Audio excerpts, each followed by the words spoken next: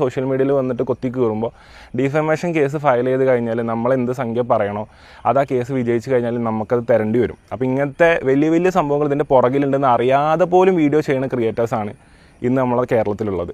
അതായത് കേരളത്തിലും അകത്തും പുറത്തൊക്കെ ആയിട്ടുള്ളത്. പക്ഷേങ്കിൽ പുറത്തുള്ള രാജ്യത്തെ കാര്യങ്ങൾ എടുത്തു നോക്കുകയാണെന്നുണ്ടെങ്കിൽ നിങ്ങളിപ്പോൾ UAE-ന്നോ അല്ലെങ്കിൽ നിങ്ങൾ സൗദിന്നോ ഈ കാര്യം സംസാരിക്കുകയാണെങ്കിൽ ഇപ്പോൾ സൗദിയിൽ വർക്ക് ചെയ്യുന്ന ആൾക്കാരോ ഇപ്പമാരുണ്ടാവും, അതേപോലെ ഫാമിലിയിലത്തെ ബ്രദേഴ്സ് ഉണ്ടാവും, കുട്ടികളൊക്കെ ഒന്ന് ചോദിച്ചു നോക്കിയാൽ മതി. അതായത് അനാവശ്യമായിട്ട് ഒരു ടോപ്പിക്കിൽ ഒരു വ്യക്തിൻ്റെ പേര് അനാവശ്യമായിട്ട് എടുത്തിട്ട് കഴിഞ്ഞാൽ, അനാവശ്യമായിട്ടും ആവശ്യമായിട്ടും എടുത്തിട്ട് കഴിഞ്ഞാൽ UAE-യിലും സൗദി അറേബ്യയിലും GCC കൺട്രികളിലൊക്കെ എടുക്കുന്ന നിയമം എത്രത്തോളം സ്ട്രോങ് ആണ്, ഒരാളെ വ്യക്തിഹത്യ ചെയ്യുന്നതിനെതിരെ എത്രത്തോളം സ്ട്രോങ് ആയിട്ടുള്ള ലോസാണ് അയക്കെതിരെ എന്നുള്ളതുള്ളത് എല്ലാവർക്കും മനസ്സിലാവും. കാരണം നിങ്ങൾ പുറത്തുള്ള ആൾക്കാരോട് ചോദിച്ചാൽ മതി. മുമ്പൊരു കേസിൽ നമ്മൾ ഗൾഫിൽ ഒരാളെ കുറിച്ച് ഇങ്ങനെ പറഞ്ഞിട്ട് അയാൾ അവിടെ നിന്ന് ദുബായിൽ നിന്ന് തന്നെ കേസ് കൊടുത്തു.